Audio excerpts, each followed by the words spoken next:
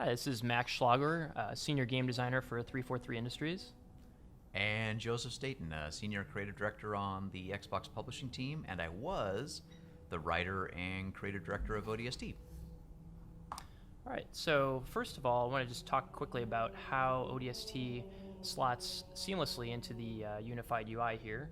So in all of the areas that you were able to play campaign for any of the other titles, you can do the same for ODST. So much like Halo 2 Anniversary Multiplayer, it slots in under Halo 3, so you can quickly get to there for your campaign.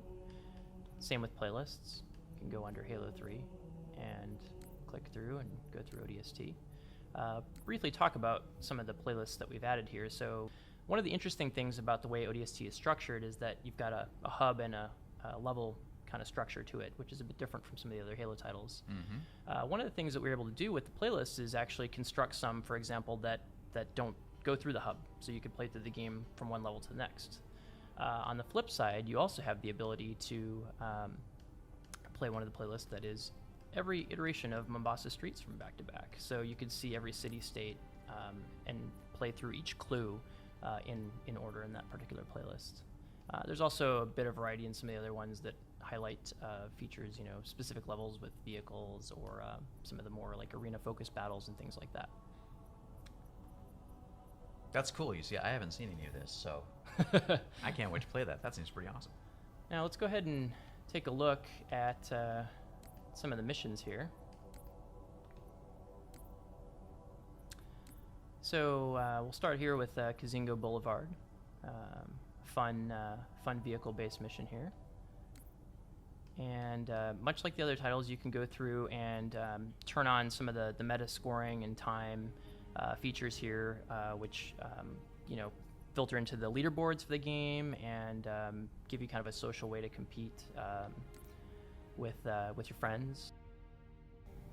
One of the things that you'll notice quickly once you're in the game is how much smoother things look when they're running at 1080p and 60 frames a second. In particular, even just starting with the cutscenes, you'll notice a nice bump in the quality and the smoothness of them. Oh, I remember placing every one of those bullet holes on the wall and all those little spikes. Hey, where's the fight at? Take a guess, genius.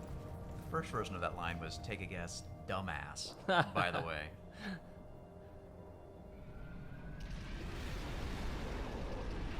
That's CJ Cowan with the manhole bouncing off his head. Or Pat, one of the two, animated that chestnut.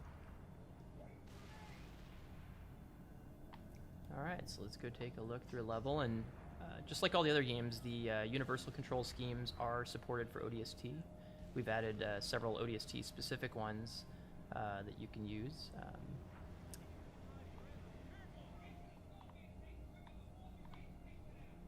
I like to drive tanks, so I'm going to take that.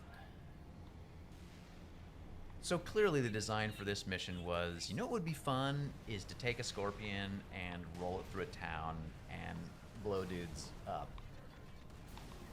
And ODST really was, to a large extent, a hit parade in the various missions of the most fun things to do in the Halo sandbox. But there was something really fun about the tight environment here, and really being forced to use a Scorpion more as a precision weapon that was really, really enjoyable. I want you to shoot every lamppost because it's the one thing that's gonna. Oh, those blow up too. I forgot. See, two things to blow up. Okay, lampposts here. Yeah, let's take those out. Oh yes. Yes. There we yes. go. So ODST was a pretty small team compared to the Halo 3 team, and one of my jobs on the game was to place garbage all around the city. And I don't know if I placed the garbage in this area. This might have been Vic, actually, who placed the garbage here. I can't remember, but needless to say, going around and placing all the little trash and cans. I'm so glad that I can see it all now up-resed. Every last newspaper. High-res garbage. That's good. It's a monument to all my sins. ODST was actually pretty fun. It was the only Halo game that we got to make back in the day where we were building off of an established engine. So rather than reinventing the wheel, we could take the Halo 3 engine and begin to layer features on top of it to make it a better experience. So the compass, the waypoints, all the work we did with the visor mode, we were able to do that because we had some stable code under our feet.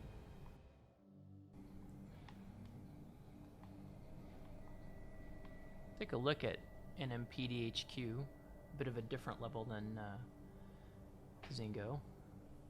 Yep, and absolutely, this is probably, well, at least one of my top 3 cinematics from the whole game. Because Romeo is such a complete jerk. Hey, rookie, you out A there? lovable jerk. Respond. That's an order. Give it up, Gunny. Even if he ain't dead, he's lost in that soup. Our comms can't. Yeah, we had one animator do all the cinematics for ODST for the most part, Pat, and he just rocked it. This was his first big job. And he did it all keyframed. It's pretty incredible. Banshees on your 6. Hit the deck. We're losing her. Watch out! Ah! Mickey, Dutch, status.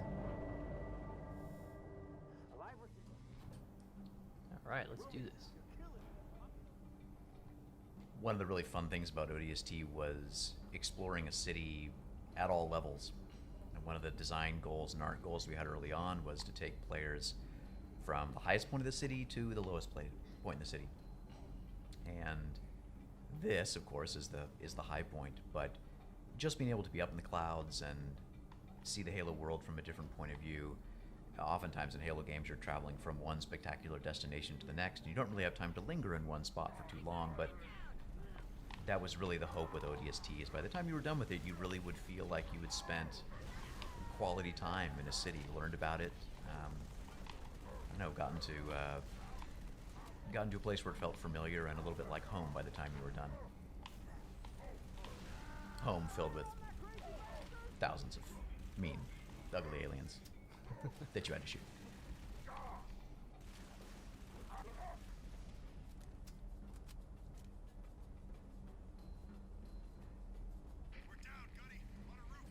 Oh, I remember this room very well. You see that guy with his head up against the desk there on the left? Yeah, you. I'm looking at you, that guy. Placing bodies was such a giant pain in the butt in ODST, I can't even tell you. You had to just drop and hope that the physics landed them in the right spot. And to get that guy with his head perfectly placed against there, that was like 2 hours on a Thursday at 3 in the morning for me, and oh my gosh. But looks good, right? Yeah, that's a high quality. quality Quality corpse placement? corpse placement. Good. This room had a lot of corpse placement love.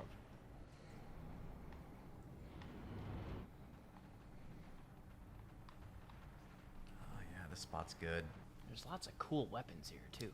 I think ODST, pound for pound, had more great Alamo encounters than any of the other original Halo games.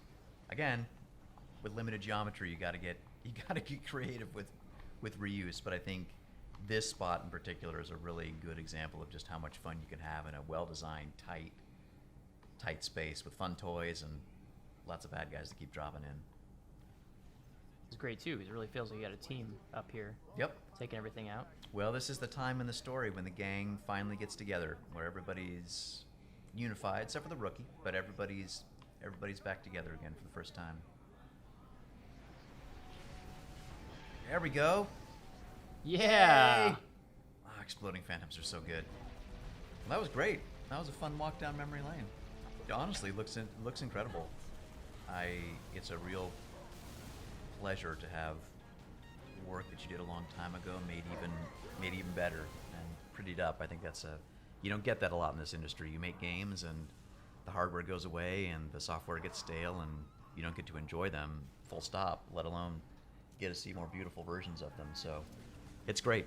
It's a real treat. Looks awesome. You guys did a great job.